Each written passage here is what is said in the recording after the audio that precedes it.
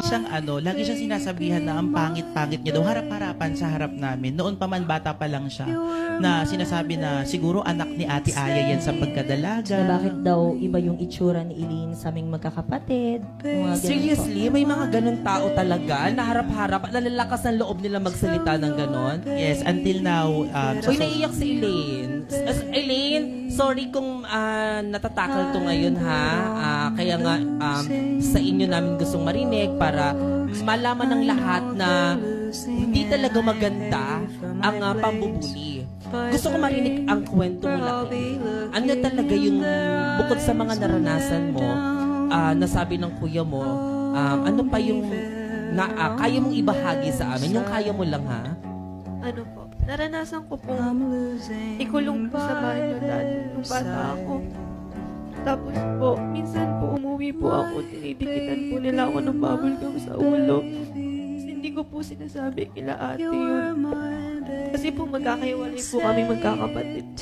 Kaya ate lang po talaga ako nakakapagsabi. Tapos minsan din po, umuwi po ako walang sapatos kasi pinatago po nila yung sapatos ko. Hindi rin po ako makapagsabi nun kasi takot po ako mawalan ng kaibigan. Gusto ko lang naman po nun ng kaibigan eh. Tapos po naranasan ko rin pong magupitan po ng buhok. Tapos kinukuha po nila yung baon ko. Ganun. Minsan po uwi po akong gutom. Yung inipon ko po dati na dapat ipangregalo ko sa ate ko. Yung pera po na inipon ko, kinuha po nila. Inaano po nila ako na huwag daw po ako magsumbong. Ganito, ganyan. Okay, Elaine, salamat. Na ginawa ni Shelly para sa inyo, para sa family nyo, and yung mga linya. Ano po sir, nung lockdown po, kahit maliit pa po siya, yung time na po yun, nawalan po ako ng trabaho, pati yung asawa ko po. Tapos, nung umaga, tulog pa kami. Tapos, pagising ko, biglang nawala si Shelly. Tapos, nung mga ilang minuto, naririnig ko na lang po sa labas, naglalako po siya ng mga almusal. Saan niya kinuha yung mga almusal? Sa kapitbahay po namin. Ay, no. Opo, kasi Parang nakikibenta siya. opo, kasi yung bata po dati, hindi nila sinasaway kung nakakalabas. Pag matanda po, hindi kami pwede makalabas. Ganun po. Tapos nung pagdating naman ng hapon, nagulat na naman po ako, biglang nawala. Ano po, po siya, nagbabasura bahay-bahay po. Tapos pagdating niya po, may dala siyang bigas at saka ulam. Paano, ba't mo naman naisip yun? Kasi sir, ang dami ko po kasing kaibigan dati. Siyempre, ang hirap po ng buhay nun. Kaya ayun, bawat po kasi namin, ayun na po yung doon na po kami nagkakapera. Kaya ayun, sumasama po ako sa mga kaibigan ko. Tapos, ayun po, naglalako-lako kami ng merienda. Tapos tuwing hapon, nagtatapon kami ng basura, magkakasama kami. Ayun, parang banding na po namin yun. Pero lockdown po nun. Ang hirap kumilos ng lahat. Opo. Paano kayo kumikita doon? Kunyari, syempre hindi naman kayo nagluluto ng mga pansit-pansit mo. Nakikihango kayo. Yun po. So paano sila magluluto? Magkano tutubuin mo kunwari sa isang Di ba kunyari po, yung mga merienda, 20 po yung isa. Tapos parang sa isang nabenta po na yun, may 5 piso ka po doon. Ilan nabibenta mo sa isang? Marami pong galing ko po kasi magtinda nun eh. Dami ko pong nilalako nun eh. Maruya, banana Q, tapos kalimutan ko na po yung tawag doon kasi yung iba po parang pang-probinsya po ng mga merienda yun. Magkano kinikita mo noon that time? Nakaka 200 po ako. Oh, malaki yun. Opo, dati sobrang laki na po yun sa amin kasi... Nakaka 40 kang benta noon. Opo. O limang.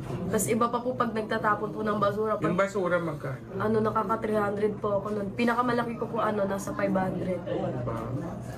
Paano kayo kumikita doon? Nagbabahay-bahay po kami.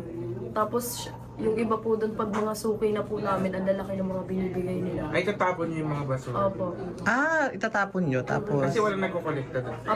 Yung po nun, dati, lockdown, bawal po talaga lumabas nun. Bawal sila lumabas nun sa barangay. Kaya doon po banda sa may barangay, may malaking truck na doon. Tapos, ayun, sa barangay namin doon kami nag-iikot. Squatter yun. Buti pwede kayo mag-ikot. Pwede, basta nakalulong po kami, naka-face mask. Yung mga ganun pinapayagan po nila, yung mga barangay tanod. Pero mahigpit po sila. Saan naman po si Shireen bilang anak dito sa bahay niyo? Ano po, pag sa gawaing bahay, medyo ano po siya. Pero pagdating po sa luto-luto, magaling po talaga siya. Hindi ko pa natitikman yung luto. Nagluluto po yan, magaling po yan magluto. Namana niya po sa papa niya. Sinabi mo, Alam mo, Shireen, grabe na kasi yung mga sinabi mo. Alam mo ba yung mga nasa isip ko ngayon? Pag kunwari may nakikita akong bata na inahatid ng papa niya sa school, napapaisip ako, paano kaya kung ako yan? Paano kaya kung ako yung hinahatid ng papa ko? Kung hinahatid ako ng mami ko, okay lang. Kaso bakit andyan ba yung mami ko? Wala eh. Nasa ibang bansa yung mami ko. Tapos alam mo ba, swerte ka nga kasi kasama mo yung buong pamilya mo sa bahay niyo eh. Kaya ako, yung tatay ko wala, tapos yung mami ko nagtatrabaho para sa amin. Tapos alam mo ba, sa umaga, ang aga-aga ng pasok namin, tapos ako nang nagre-ready ng uniform ko. Hindi na nga ako nakakakain eh, kasi minsan late na ako nakakagising. Tapos syempre, diretso pasok na yun, wala na akong time para magsaing. Kaya ako lang mag-isa sa gabi, nag-plansya ng mga uniform ko. Kasi pagka uwi ko, gumagawa agad ako ng mga assignment namin. Syempre, sobrang dami nun. Tapos nagpapatanong ako sa sarili ko na paano kaya kung may tatay ako, gagawin ko ba lahat yan? Kasi iniisip ko rin, yung mami ko nasa ibang bansa, siguro kung andito siya, tutulungan niya ako mag-ready ng uniform ko, tutulungan niya ako mag-ready ng kakainin ko. Kaya nga, lagi akong sinasabihan ng tita ko na yan na dito tumataba ako kasi sa bahay, mapayat ako kasi di ako nakakain pag pumapasok ako. Minsan nga buong araw na kasi pagka uwi ko galing school, nakakatulog na ako, wala nang time para kumain. Wala din namang time para magluto kasi nga pagod na ako sa school minsan, galing pa kami sa practice, wala pang susundo. Tapos ang layo-layo ng bahay namin sa school, walang susundo, walang kakamusta pag uwi sa akin. Tapos pag uwi mo, ikaw lang mag-isa kasi kayo ng dalawa ng kuya mo dun, tapos yung kuya mo matagal umuwi. So wala kang kasama sa bahay. Pagod ka na nga sa school mo, pag uwi mo, ikaw pa mag-isa. Natry mo ba, Shilane? Natry mo ba yun? Siyempre hindi mo natry yun kasi buo kayo ng pamilya mo sa bahay niyo eh. Tapos minsan ba napatanong ka sa sarili mo na ano ka itsura ng tatay ko kung kamukha ko ba siya? Siyempre hindi mo napapatanong sa sarili mo yun kasi nakikita mo yung tatay mo eh. Eh ako simula bata, hindi ko talaga nakita yung tatay ko. Baka Shilane, na-try mo na ba na sa pagpasko, sinasabihan ka ng papa mo na may gift ako sa'yo, na-try mo na ba yun? Siyempre, oo, na-try mo na. Tapos narinig mo na ba yung may pasalubong ako sa'yo? Tapos na-try mo na ba magsabi na, pa, paabot ako niyan. Pa, ready mo naman yung ganito ko. Pa, lutuan mo ko ng ganito. Siyempre, na-try mo na yun kasi may papa ka. Eh ako, wala akong papa sila kasi ginaganyan mo pa ako. Siyempre, hindi ko pa na-try yun. Pero hindi naman kapag hindi ko na-try, ipapamukha mo na sa akin na hindi ko talaga na-try yun. Tapos isisigaw mo pa sa akin ng harap-harapan. Tapos hanggang sa umalis ako, isisigaw mo pa rin yun. Shilane, hindi mo ba naisip na nasasaktan din ako? Kahit hindi ko iniisip yun simula pagkabata ako. Ang sakit-sakit pa rin nun eh. Bakit, Shilane? Na-try mo na ba magsintas ng sapatos? Tapos napapaisip ka, paano kaya kung tatay ko yung nagsisintas ng sapatos? Naisip mo ba yun? Bakit naranasan mo ba yung naranasan ko na napapatanong sa sarili na ano kayang feeling pag pinagluluto ng tatay?